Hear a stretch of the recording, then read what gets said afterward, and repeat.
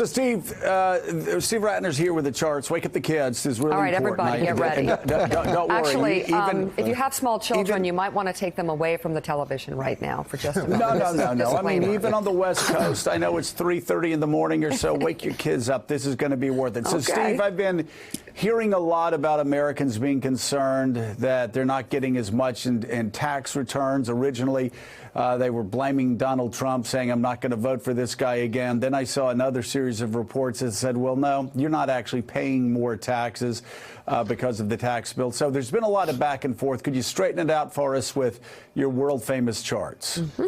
Well, the tax refunds are starting to come in the tax filings, and people are disappointed with what they're getting. We always knew the tax bill was going to be small dollars for most people. We also knew it was going to be regressive, favoring the rich. But what I wanted to concentrate on today is one provision of the tax bill involving what we call SALT, the state and local tax deduction. Very controversial, but in the context of elections having consequences, you can already start to see the consequences here. So these domino blocks, I call them, are organized by basically what percent of the residents in each state used the state and local tax deduction in past years. And all the way out here, which is Maryland, you can see that they were the most frequent users of it. But as you just cast your eye over it, you can see that disproportionately, the states in which the state and local tax deduction was historically used are blue states. The states in which the state and local tax deduction was not used are historically red states. And so, therefore, when the Republicans took aim at this provision, nobody should be confused about elections having consequences. Now, we can already see the consequences of this change in the provision in some early data. So let's take a look at house prices. You can see that in these cities, nationwide in black, but then Phoenix, New York, Los Angeles, you can see that there was a pretty steady increase both in house prices and in the rate of growth of house prices right up until where the bill was passed. And then after the bill was passed, you can see that New York and Los Angeles, house prices, the rate of growth of house prices immediately turned down. LA was particularly bad. And then you can see old Phoenix up here, where house price increases actually accelerated. So here you have, we've all heard anecdotal evidence about how tough the housing market is in the Northeast. Here you can see actual live evidence of what the impact is on people of the state and local tax deduction in terms of the value of their houses. And then the question is, are people leaving or are they going to leave? And I think, again, the anecdotal evidence is pretty high. Governor Cuomo made a speech the other day that there's a $2.3 billion budget shortfall in New York. Not all of it is people leaving, but some of it is leaving. New Jersey famously, even before this law, lost its single highest paying taxpayer, left for Florida. And what this chart here shows are what are the states that are at risk? What are the states where the wealthy use this tax deduction and pay the highest marginal rates of any state in the country? And not surprisingly, you will see that they are all blue states in the Northeast. And so if you want to wonder why elections have consequences, this is an example.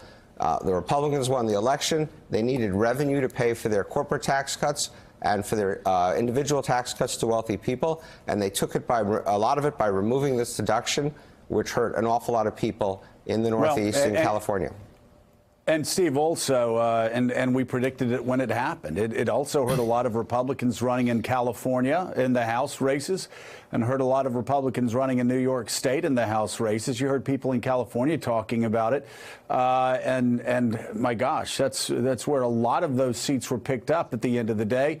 And in all of those close races, it had to make a big difference. But I'm just curious, what's your response to the Wall Street Journal editorial yesterday, which is the way conservatives would look at this, that a lot of those blue states have extraordinarily high tax rates? And they have extraordinarily high tax rates because they've been pursuing liberal policies for years and years, and it's not the federal government's job to bail them out. What's the response to that? I understand that argument, and they are high tax states. Governor Cuomo also said in the last couple days that you can't just keep taxing wealthy people over and over again. The statistics, something like 1% of the residents of New York pay something like 45% of the income taxes. So you run that risk.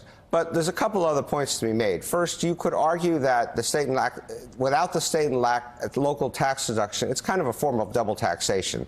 You're taxed once by the feds, you're taxed once by the states, and you don't get any credit back for having paid to the state. That's one argument. The second argument is it is still true, and we can do charts on this one day, that the more prosperous states, mostly in the North, still are disproportionate losers when it comes to how federal money is allocated, how much aid they get, how many bases they get, all that kind of stuff. So there's still a big transfer of federal income, in effect, from New York and places like that to places like Mississippi or Alabama and places like that.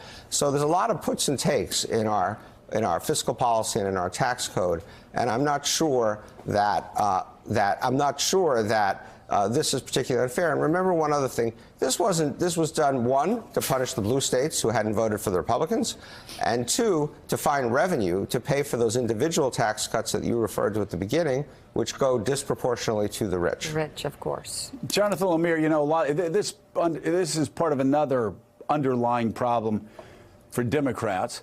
And it has to do with, again, how geographically divided the country is. The Democrats obviously very strong on the coast, but for the most part weak once you go west of the Hudson River all the way out to, you know, Nevada.